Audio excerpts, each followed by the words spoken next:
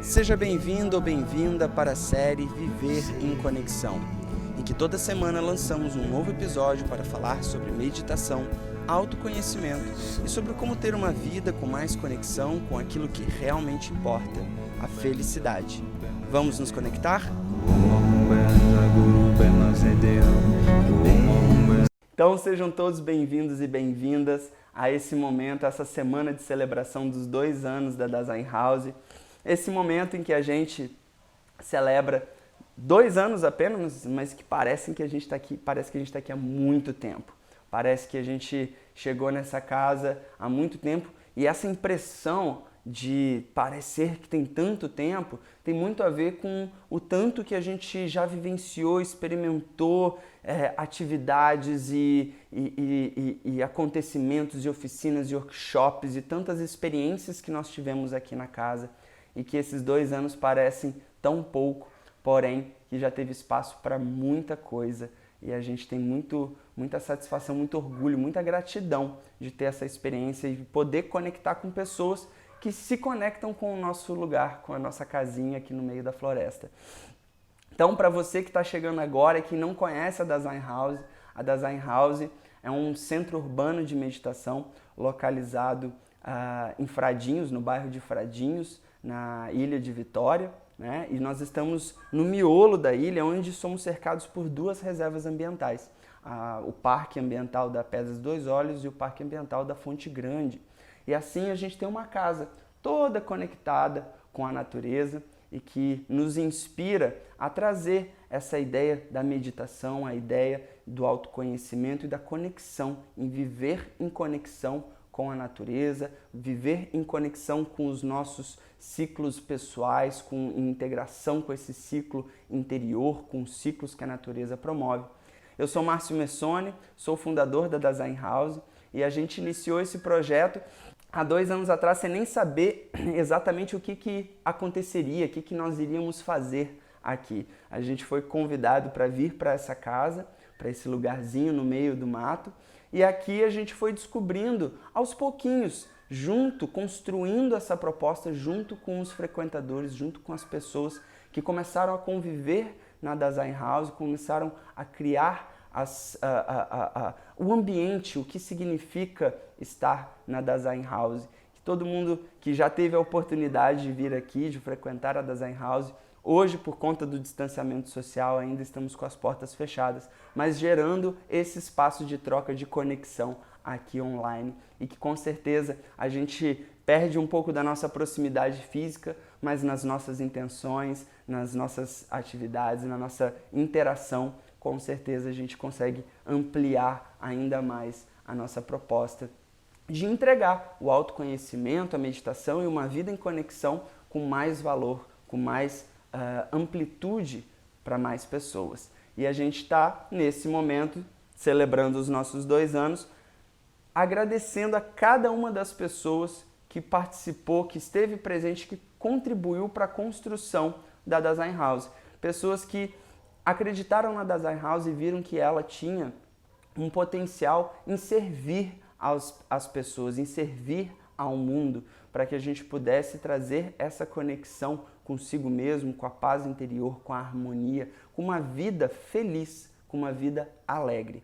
Viver em conexão é a nossa chamada, é o nosso caminho da Dasein House. A gente acredita que viver em conexão é se dedicar para o autoconhecimento e para a conexão com aquilo que é mais importante na sua vida, a sua felicidade, a sua alegria, a sua paz. Viver em harmonia. Viver em harmonia com tudo aquilo que é mais importante para você e que muitas vezes a gente deixa as questões da vida nos tomar conta e a gente não consegue prestar atenção, não consegue parar para sentir o que é verdadeiramente importante. Então, já queria até mostrar para você que nossa participante especial, Penélope, já está aqui presente. Penélope já veio aqui sentar no meu colo. Quem sabe quem acompanha as meditações da House sabe que ela é a nossa maior meditadora. A cara dela não está muito satisfeita. Ela que participa de todas as meditações. E, gente, Para quem nunca teve a oportunidade de vir e conhecer a Design House, em breve nós vamos lançar a reabertura da nossa casa. Claro que com muito cuidado, com muita tranquilidade, para respeitar esse momento, tendo todos os cuidados, e assim você vai poder entender da onde que sai essa nossa proposta de uma vida com mais conexão e que nós estamos cada vez mais conseguindo transmitir a ideia da casa e de estarmos conectados com a natureza através da nossa forma de comunicação, através das mídias sociais, através dos nossos canais de relacionamento, dos nossos conteúdos. E tem muita novidade vindo. A primavera está só chegando, o inverno ainda nem acabou, inclusive estamos aqui todos cheios de frio. Aqui faz frio, está 3 graus a menos do que está lá embaixo, então se lá embaixo tiver uns 20 graus, aqui deve estar uns 17. E por estar no meio da floresta tem muito vento. Então, a experiência da vivência conectado é fundamental. E por isso a gente queria trazer esse tema de hoje, falar sobre a vida que eu quero. E por que nós temos que falar, por que a gente resolveu começar a nossa semana de aniversário falando sobre a vida que eu quero? Porque a gente precisa entender que a nossa jornada de vida, a nossa jornada cotidiana do dia a dia, ela precisa estar muito integrada com aquilo que realmente faz sentido para nós. A gente tem uma tendência a sucumbir às demandas do meio, a deixar com que os acontecimentos, os fenômenos da vida tirem a nossa capacidade de nos concentrar naquilo que realmente é importante para a gente. A gente se perde muitas vezes em excessos de pensamentos, em excessos de questões, de preocupações. E eu gosto muito de falar sobre preocupações e questões e a vida tomando conta, porque eu já fui uma pessoa que vivia conectada com as preocupações do mundo, com a ansiedade, com o estresse. E essa minha jornada começou, a minha jornada se efetivou a partir do momento que eu entendi que eu conhecia a meditação. E a meditação foi então a forma que eu escolhi, que eu encontrei para conseguir me conectar comigo mesmo e com aquilo que era a vida que eu queria. Foi através da meditação que eu aprendi que era possível viver a vida como eu queria. E eu queria partilhar isso com vocês, partilhar esses insights sobre como nós podemos criar a vida que nós queremos, como podemos nos tornar mais conscientes da vida que é importante para nós. E para isso, tem algumas questões básicas. A primeira delas é você saber que para a vida que a gente quer, a gente não pode ter métrica, a gente não pode ter gabarito, né? Muitas vezes a gente se conecta com uma vida a vida que nós queremos, parece que ela tem que corresponder a um gabarito, a algo que nós formatamos e que precisamos dar check em todos os pontos. É um checklist de coisas que precisam ser cumpridas. Mas essas coisas que são cumpridas não necessariamente estão realmente conectadas com o que é a sua essência, com o que é a sua verdade, o que é a sua necessidade mais profunda, aquilo que você verdadeiramente tem buscado para você. Quando a gente está nessa jornada de descobrir o que é importante, a gente começa a revisitar, a revisar as coisas, as nossas ações, as nossas atitudes, a rever as nossas prioridades. Mas dá um medo. Então a gente sente muitas vezes medo de ter que olhar para si mesmo, olhar para as próprias questões e falar assim, mas será que é isso mesmo que eu queria? Será que eu investi tanto tempo na minha jornada, no meu caminho, na minha vida, na construção da minha vida? E será que era isso mesmo que eu precisava? E esse medo muitas vezes é o que paralisa a gente em conseguir dar novos caminhos, em mudar a rota.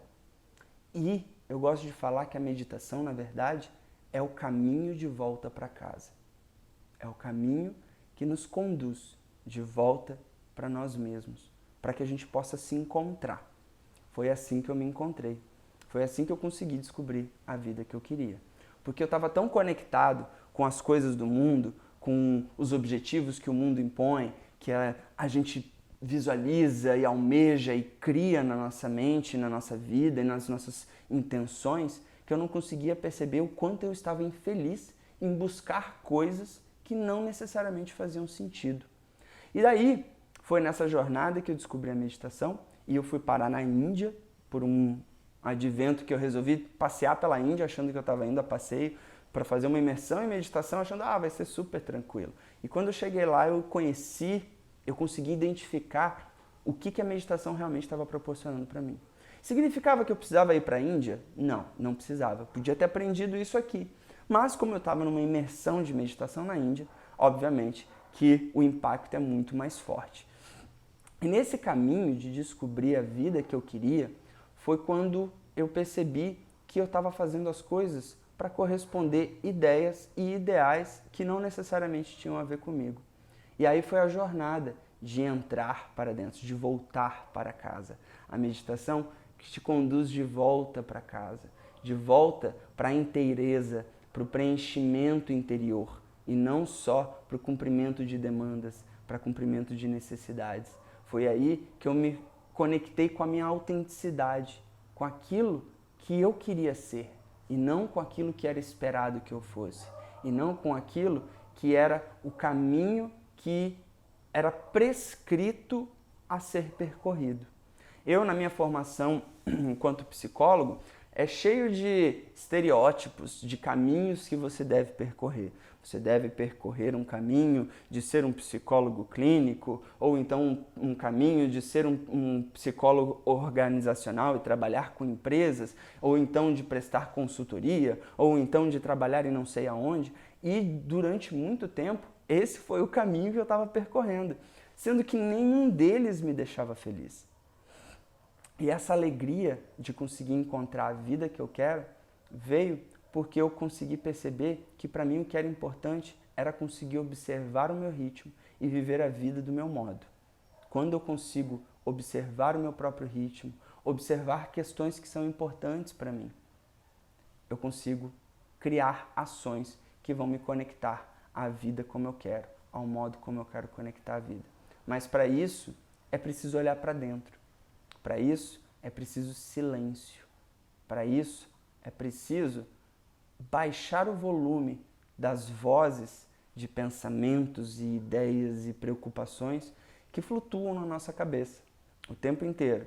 Se você fechasse o olho agora, se nós fecharmos o olho agora e nos conectarmos em poucos segundos, você vai perceber o fluxo incessante de ideias, pensamentos, preocupações, julgamentos que passam pela cabeça. E quando a gente só escuta as ideias, os pensamentos, as preocupações e os julgamentos, a gente não consegue escutar a voz principal, que é a voz da consciência, a voz da conexão. É a voz que te fala a sua verdade, que demonstra a sua verdade, que traz e revela o que é importante para você.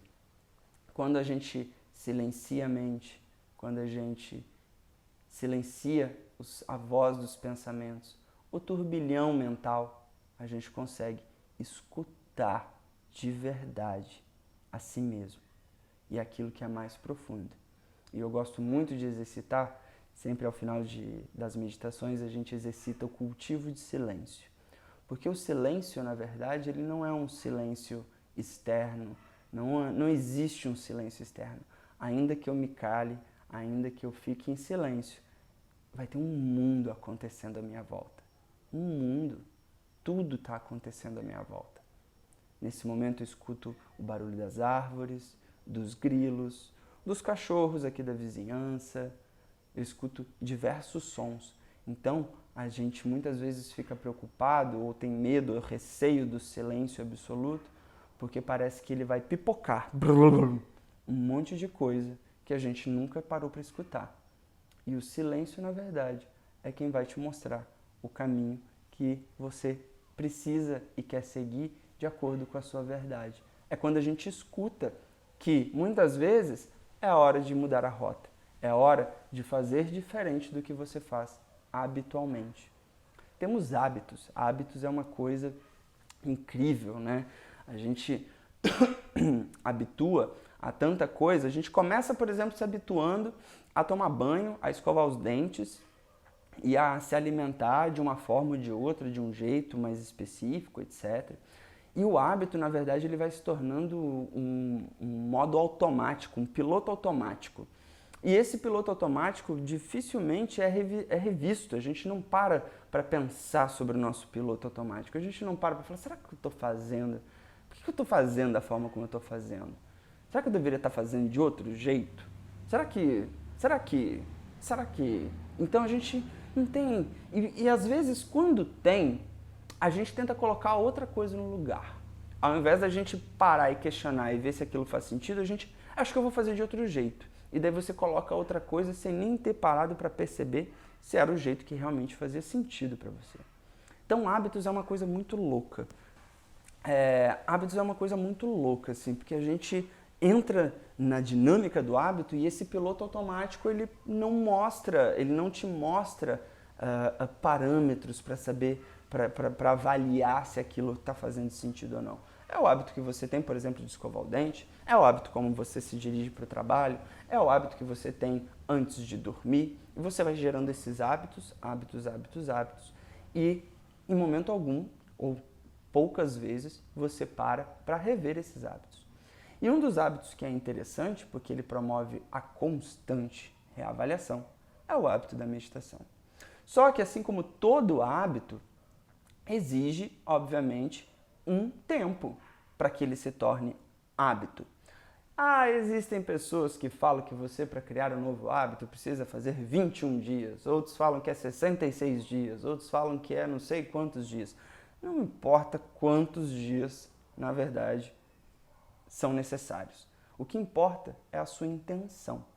A intenção de que aquilo se concretize, se manifeste e vire realidade na sua vida, no seu dia a dia. Se a meditação é algo que você olha e pensa que pode ter algo, eu gosto muito de pensar assim, as pessoas que pensam, que pesquisam sobre meditação, que querem entender mais sobre meditação, elas estão escutando uma coisinha dentro delas que está falando, acho que tem alguma coisa aí. Acho que eu podia estar prestando atenção em alguma coisa aí, porque acho que tem alguma coisa aí para mim. Porque se tem alguma coisa aí para mim, significa que tem alguma coisa aqui que eu gostaria de estar fazendo diferente. E olha que coisa interessante. Para que eu possa pensar sobre a vida que eu quero, eu preciso pensar que tem alguma coisa que eu deveria estar fazendo diferente. Então, eu gosto de pensar que a meditação é esse caminho que desliga o piloto automático, que faz com que os hábitos possam ser escutados, revistos, avaliados, sentidos, para ver se faz realmente sentido. Tem uma frase aí, só faz sentido se for sentido. Se for sentido, se você consegue sentir, dá para sentir? Então, aí você percebe se ele faz sentido. Porque a gente tem a tendência a fazer as coisas sem sentir. Às vezes você, inclusive, toma um copo de água sem nem ter visto. Às vezes você, inclusive, passa o dia inteiro sem beber um copo d'água porque você não sentiu, não estava presente para você, não estava presente no seu corpo, não estava presente na sua vivência, na sua experiência, porque a gente estava lá no piloto automático, fazendo todas as coisas que você está habituado a fazer. E quebrar o ciclo dos hábitos é uma forma inteligente da gente poder se ouvir. E aí, a partir do momento que eu me ouço, que eu me escuto, que eu silencio todas essas vozes de pensamentos e preocupações, é o momento que eu consigo encontrar um pouco das respostas sobre a vida que eu quero. Mas Márcio, então eu vou ter que fazer esse esforço todo em aprender a meditar para descobrir um pouco? É porque é como se fossem doses homeopáticas. Não dá para você ter uma grande revelação sobre tudo que você deveria mudar, porque é um hábito, porque já está habituado, você já está habituado a viver da forma como você vive. Então a meditação ela traz pílulas, assim, doses homeopáticas de autoconhecimento, de autorreflexão, de autoestudo, de poder se conhecer melhor para gerar novas situações, para que você possa ver se aquilo ainda faz sentido e gerar pequenas mudanças, pequenas percepções mais claras, mais vívidas, se a forma como você se conecta com a vida continua fazendo sentido para você. E na minha experiência pessoal, e eu digo não só na minha, mas de tantas pessoas que já passaram pela Design House e que se conectam com a meditação, inclusive com os alunos que fazem parte do Clubhouse, também foi assim. Muitas pessoas, ao parar, ao conseguir colocar a meditação como parte da vida delas, puderam se escutar e perceber. E tem uma coisa que é engraçada, que é aquela coisa assim, tipo, sabe quando você está no piloto automático que você está fazendo, daí você fala, ó lá eu de novo fazendo aquilo que eu sempre faço. Não tem umas situações assim, que às vezes a gente está vivendo e fala, putz, lá vou eu fazer de novo do mesmo jeito, falando da mesma forma, reagindo da mesma forma, ó eu sendo impulsivo de novo, ó eu sendo reativo de novo, ó eu sendo letárgico de novo, ó eu sendo procrastinador de novo, sabe? Tem diversas situações que a gente para e fala, nossa, lá vou eu de novo. E é engraçado, porque quando a gente consegue meditar, quando a gente está engajado no processo de autoconhecimento que a meditação favorece, na verdade, a gente consegue se perceber antes das situações acontecerem. E daí você se percebe, e daí você olha assim e fala, olha, eu ia fazer de novo. Peraí, acho que eu vou fazer diferente. E você vai lá e faz isso aqui. É uma mudança de trajetória, assim, ó. Um ângulozinho pequenininho e que já muda todo o destino para onde você estava indo. É como se você estivesse num navio, imagina um navio indo em linha reta. Se o navio tem um objetivo que está na linha reta dele e ele muda 2 graus na trajetória dele, 2 graus, assim, ó, bem pouquinho. No longo prazo, ele vai parar em outro lugar. Ele vai parar em outro lugar, porque ele mudou a trajetória dele, que no longo prazo, se ele tiver tempo e espaço para percorrer, esses 2 graus vão fazer uma grande diferença na trajetória do navio. E a mesma coisa quando a gente para poder fazer a nossa prática de meditação. Quando a gente para, e eu não vou falar da meditação em si, vou falar de um processo de autoconhecimento, de autoobservação.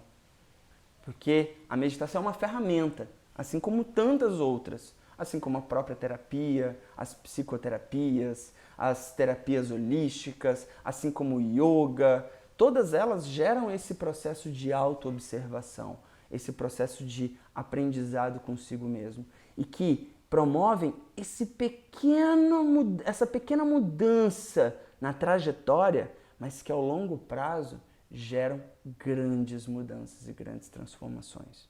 E é por isso que a gente se engaja nisso. É por isso que a gente incentiva esse engajamento com o autoconhecimento, com viver em conexão. Porque todo mundo tem algo que gostaria de mudar a trajetória.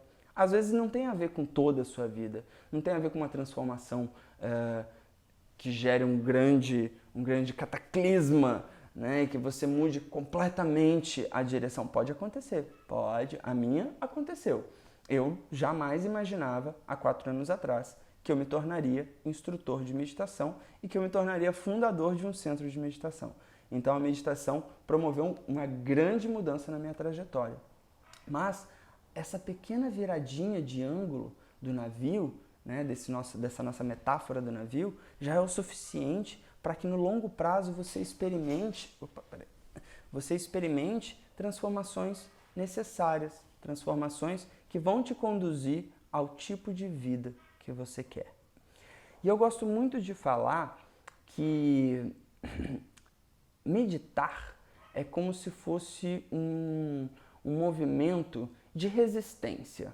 E o que significa um movimento de resistência? É porque tá tipo assim, a vida ela vai te conduzindo, ela vai conduzindo todo mundo para o mesmo lugar, assim. Todo mundo tem que trabalhar, todo mundo tem que ser bem-sucedido, todo mundo tem que ter casa, tem que ter carro, tem que ter não sei o quê. Então nossa vida com hábitos de consumo, com estereótipos bem delimitados sobre o que é uma vida que precisa ser correspondida, ela vai arrastando todo mundo para o mesmo lugar, vai todo mundo para o mesmo lugar.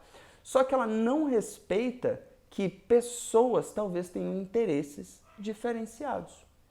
Então, daí o que está acontecendo?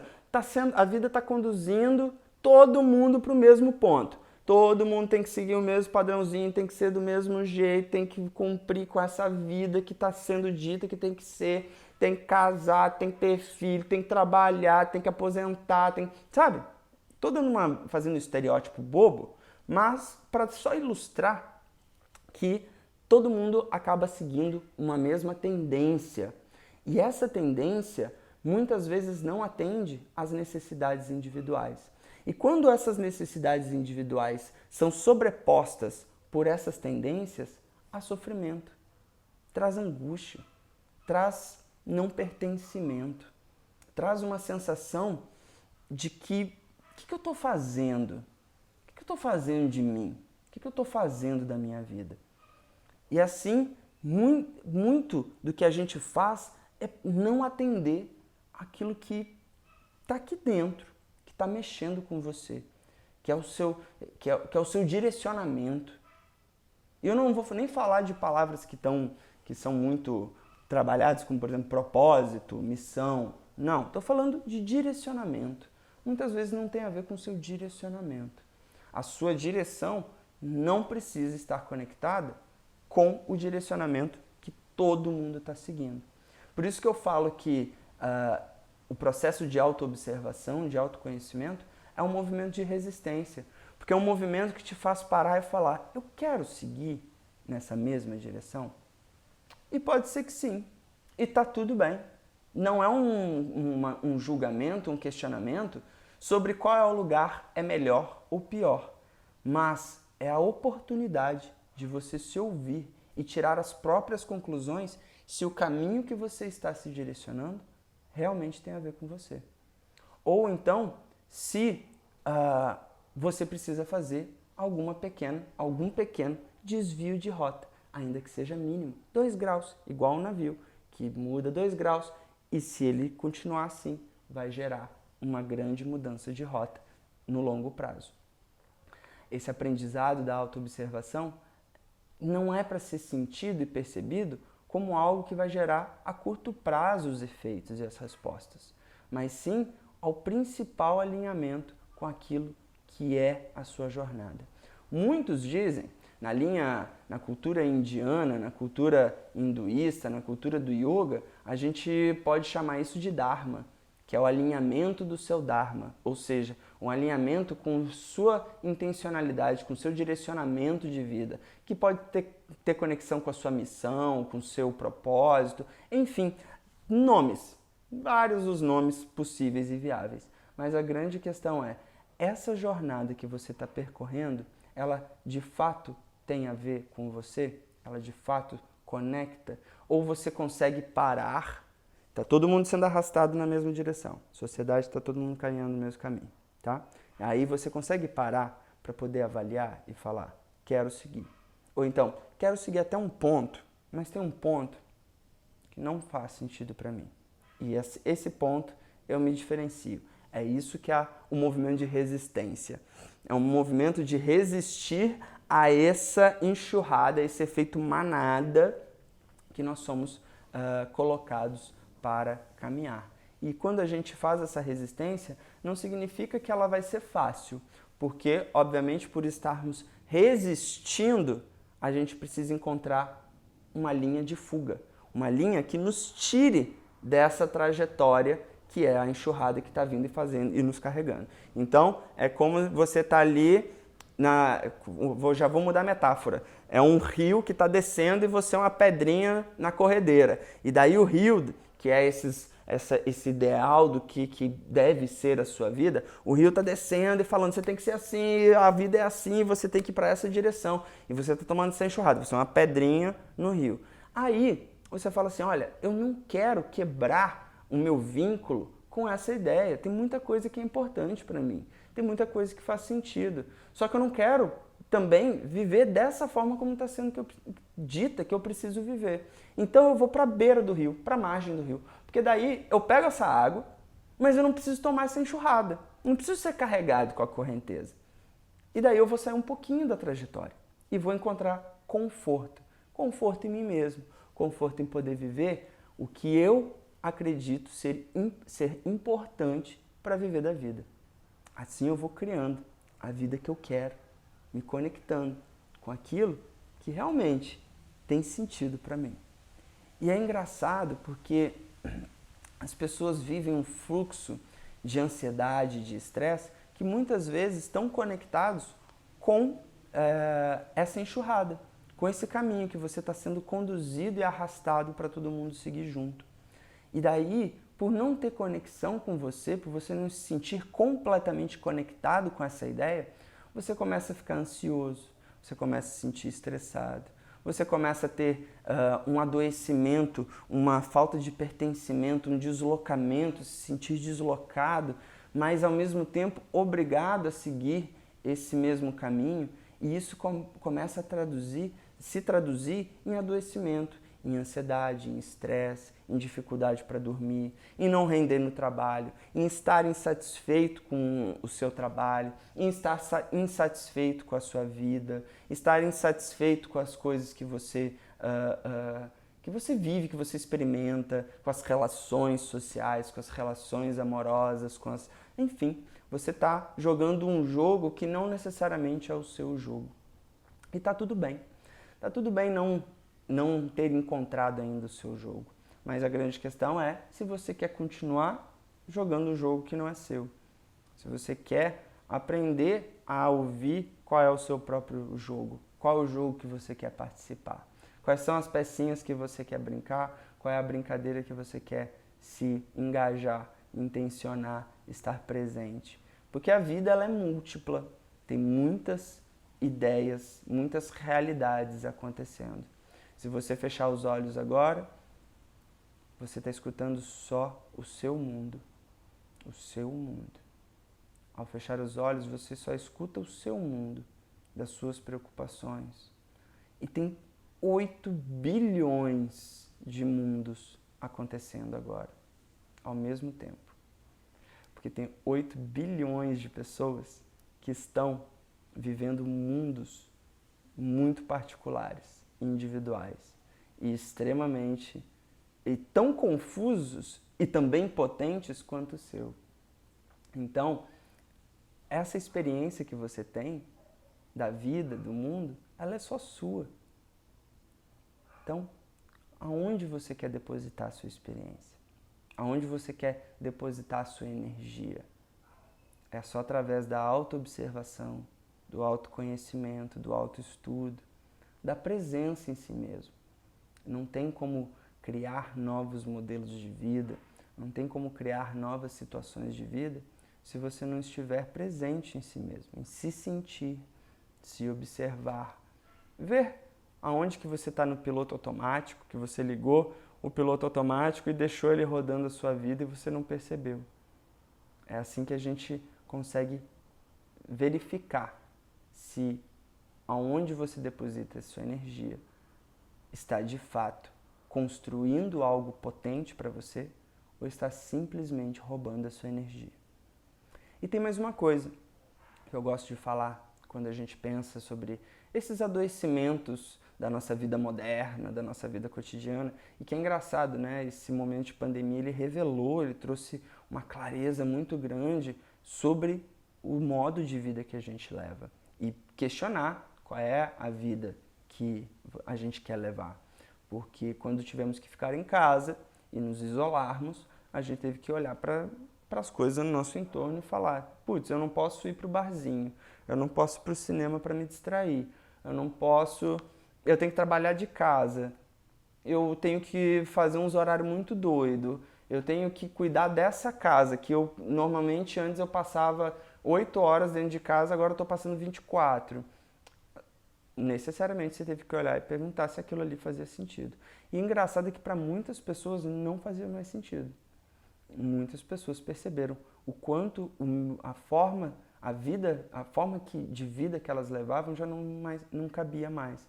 Se fosse ela a vida pessoal, fosse a vida profissional, fosse a vida amorosa em relacionamentos, vou fazer um parênteses, o tanto de pessoas que se separaram nessa pandemia não foram poucas. O tanto de pessoas que buscaram transição de carreira e mudança de trajetória profissional não foram poucas.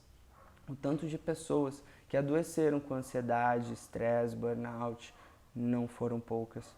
E tudo isso porque a gente aprendeu, quando a gente olha para esses modelos sociais, para esses modelos de vida, os modos de vida que são incentivados, que a gente se conecte, a gente começa a se julgar, a gente julga falando, pô, mas por que eu não consigo viver assim? Por que eu não estou conseguindo mais cumprir com o que é esperado por mim? Eu estou me sentindo um deslocado. E a gente começa a se julgar e a se colocar num lugar de depreciação. E eu falo muito que isso é uma patologização, é uma individualização da patologia. Eu sou psicólogo de formação, então a gente estuda muito os distúrbios, né, psicológicos, psiquiátricos, os sofrimentos psicológicos, e a gente estuda muito a ansiedade, estresse, etc. E déficit de atenção. Eu, por exemplo, sou diagnosticado com déficit de atenção, e eu gosto de falar que essas pessoas que sentem esses sintomas, elas são pessoas que estão se deslocando do piloto automático, mas elas ainda não conseguiram descobrir o que é que elas querem, ou a forma que elas querem. Muitas vezes elas até sabem o que elas querem, mas elas ainda não sabem qual é a melhor maneira a maneira que faça mais sentido para elas. Então elas estão tentando se ajustar a uma forma, só que ela não cabe naquela forma. É como se fosse uma forminha de gelo em formato de coração, só que você é um gelo em formato de estrela.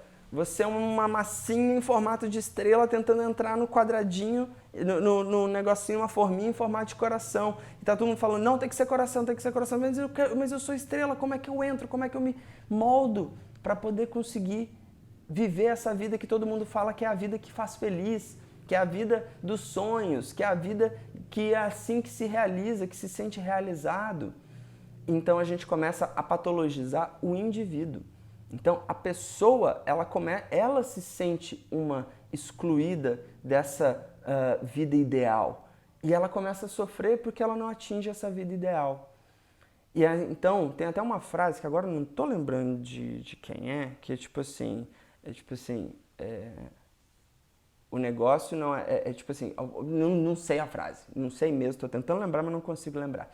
Mas tem a ver com nos sentirmos doentes, sendo que na verdade o entorno é que está adoecido.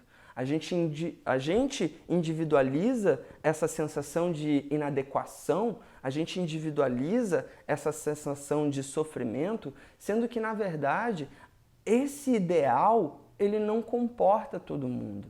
Ele não comporta a forma como a gente vive. Eu vou até dar um exemplo muito pessoal, porque como eu falei, eu sou diagnosticado com déficit de atenção e hiperatividade, né? E eu fui diagnosticado depois de velho já era um jovem adulto quando eu fui diagnosticado. E durante muito tempo eu tomei medicamento, Ritalina, que era para conseguir manter o foco, a concentração, a atenção. Eu era muito disperso, eu me perdia nas coisas, no volume de coisas, tipo trabalho, etc. Às vezes falava assim, eu estava indo para a padaria, eu estava indo no caminho e falava assim, mas você tem que ir na padaria. Daí eu pegava e virava e ia para casa. Mas eu falei que era para ir para a padaria. Eu falei, já essa informação ela se apagou na minha mente. É o típico caso de uma pessoa com déficit de atenção que não consegue se conectar com o caminho da mente, assim, a mente vai se perdendo. E daí, uns tempos atrás, com o volume de tarefas aqui, toda a transformação da house, eu estava começando a ficar de novo com alguns sintomas de déficit de atenção. E minha irmã virou e falou assim, mas minha irmã também é psicóloga, por que você não toma Ritalina? Por que você parou com o medicamento? Eu falei, porque Ritalina é um ato de resistência. Não tomar Ritalina é um ato de resistência meu. Não significa que eu não deveria tomar. Sim, é importante, é legal, faz um bem, traz bem-estar, principalmente para pessoas que precisam, porque estão em situações graves de sofrimento por causa de déficit de atenção e hiperatividade.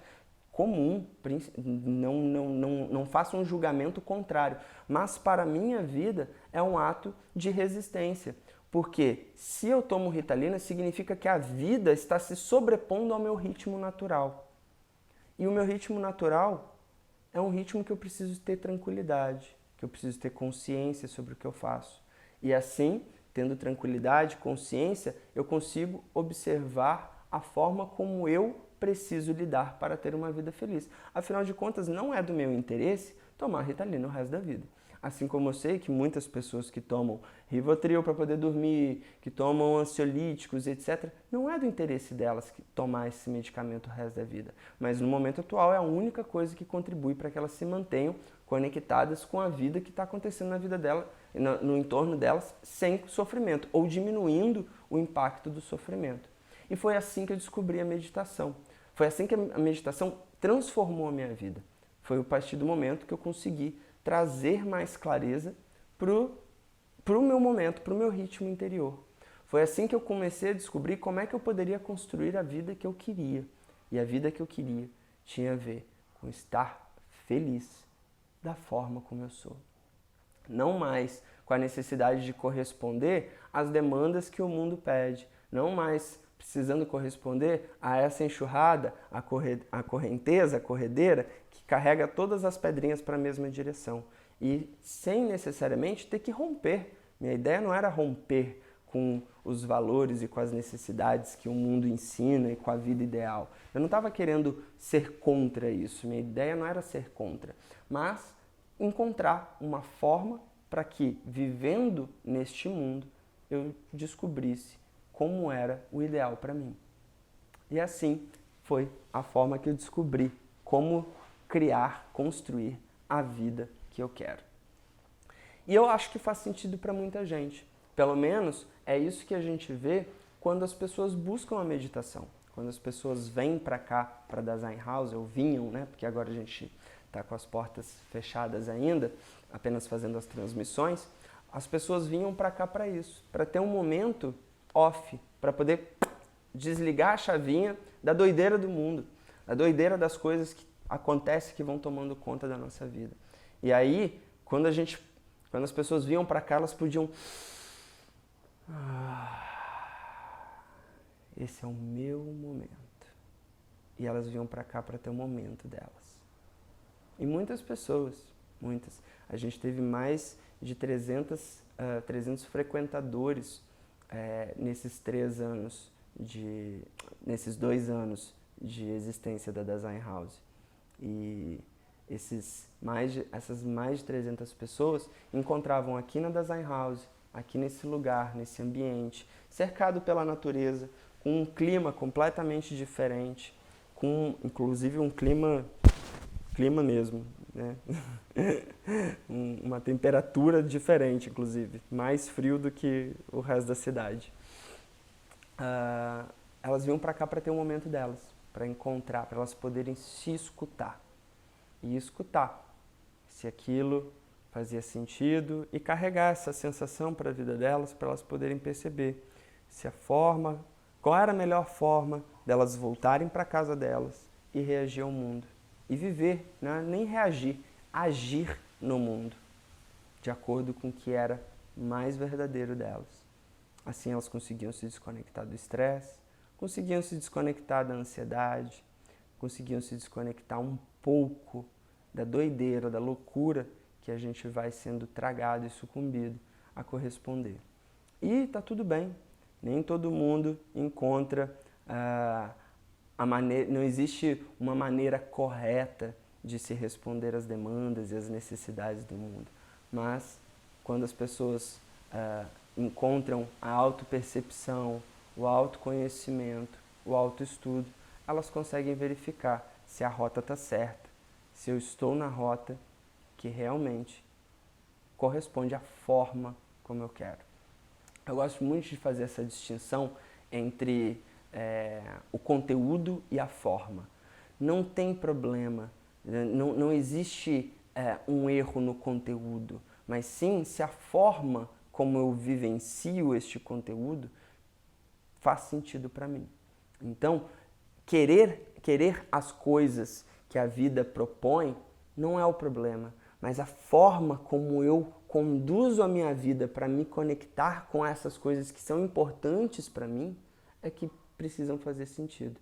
Eu era, há 4 anos atrás, um workaholic. sabe? Eu era, tipo, essa pessoa bitolada no trabalho. Eu não trabalhava com meditação, eu trabalhava com consultoria para empresas na área de psicologia. Então eu fazia muitos treinamentos e desenvolvimento e tudo mais de empresas e negócios. E aí, nesse momento, assim, workaholic, eu era muito bitolado. E assim, a comparação entre a quantidade de trabalho que eu tinha naquela época, 4 anos atrás, e a quantidade de trabalho que eu tenho hoje, não faz diferença. Então, o conteúdo não faz diferença. A forma é que faz diferença. A forma como eu me dedico para o meu trabalho, para a minha vida hoje, não tem absolutamente nada a ver a forma como eu nutria as preocupações, como eu nutria o estresse, como eu nutria a ansiedade. E até minha irmã chegou aí, ó, Ana Mersoni, e comprova que inclusive nutria o meu déficit de atenção, a minha hiperatividade. E foi através da meditação, desse movimento de autopercepção, que eu fui aos poucos entendendo qual era a forma que eu queria conduzir minha vida. Para isso é preciso se escutar, se ouvir, se perceber. Hoje, eu até brinco assim, as pessoas falam, não sei o que, tem que marcar um encontro. Eu falei, olha, não conta comigo antes das 10 horas da manhã. Não conta. Não é porque eu acordo tarde não, porque eu até acordo cedo. O único problema é que, da hora que eu acordei, 6h30, 7 horas, vamos botar 7 horas. 7 horas da manhã até as 10 da manhã é o meu tempo, é o meu ritmo. Então eu vou fazer minha meditação, primeira coisa que eu vou fazer. Aí depois eu vou tomar o meu café. Aí depois eu vou fazer não sei o quê. Aí depois eu vou olhar o celular. Aí depois eu vou ouvir um podcast. Inclusive, dica de aniversário, podcast da Design House já está no ar no Spotify. Entra lá e vai ouvir o nosso primeiro episódio. Semana que vem tem um novo episódio. Então, vou ouvir meu podcast, vou fazer um estudo de alguma coisa, vou assistir um vídeo de alguma coisa. E agora eu vou não sei o quê. Então, isso vai até as 10 horas da manhã. Depois das 10 horas da manhã é que eu vou começar a pensar em trabalho, que eu vou organizar minha vida, que eu vou começar a fazer as coisas que eu preciso. Por quê? É isso que eu estou falando, o volume de trabalho da minha vida workaholic e da minha vida hoje não faz diferença. Eu trabalho mesmo tanto. A diferença é a forma. E a gente precisa aprender isso em todas as coisas da nossa vida. Nos nossos relacionamentos. Não importa com quem ou com quem você está se relacionando. Importa a forma como você está se relacionando. Não importa se você tem 1 ano que você está com uma pessoa, que tem 3 meses ou que tem 20 anos que você está com essa pessoa. Não importa a pessoa, importa a forma como você experimenta o seu relacionamento. Importa a forma como você experimenta a sua rotina. Não é a rotina que está com problema, é a forma que você quer criar para vivenciar ela. E assim a gente vai construindo a vida que a gente quer. Através da autopercepção, da autoobservação, do autoconhecimento. E a gente só pode atingir essa autoobservação, autopercepção, autoconhecimento quando a gente se ouve, quando a gente se escuta. E para se escutar, a gente precisa silenciar o turbilhão que acontece aqui dentro. Então, turbilhão. É muita doideira. Eu gosto de falar, é muita doideira. A gente pensa muita coisa. Nossa Senhora, como a gente pensa coisa. A gente gasta muito tempo pensando. Mesmo as pessoas que são muito assertivas, que agem muito, que são realizadoras, elas param para pensar muito. E assim, tá tudo bem, a gente tem que pensar mesmo, a gente tem que ter inclusive pensamento crítico, mas principalmente o pensamento crítico da sua dedicação e trajetória, da sua forma de vivenciar as coisas, de conseguir se olhar. Então, nesse aniversário de 2 anos da Design House, a gente está celebrando isso. A gente está celebrando a forma como a gente quer viver a vida. Em um momento muito especial, um momento em que a gente tem a oportunidade de revisitar, de reavaliar com mais clareza, com mais tranquilidade, o nosso piloto automático, de sair dele, de olhar com carinho para o nosso piloto automático e falar se ele ainda faz sentido, se eu ainda me permito ser tomado pela enxurrada ou não. E é isso, gente. E as duas novidades canal no YouTube, que entrou no ar esses dias e você pode ir lá assistir nossos vídeos de conteúdos, e também nosso podcast no Spotify. Só para você botar lá e sair escutando e tirar bons insights e bons momentos para meditar, para se concentrar, para se entender e para gerar esse momento de autoconhecimento. E é isso que nós queremos, viver em conexão consigo mesmo, com tudo que faz sentido na sua vida, e se acontecer, assim como nós temos a possibilidade, se conectar com a natureza que nos envolve. Um grande abraço, um beijo a todos e a todas que estiveram presentes, e até amanhã às 18h30.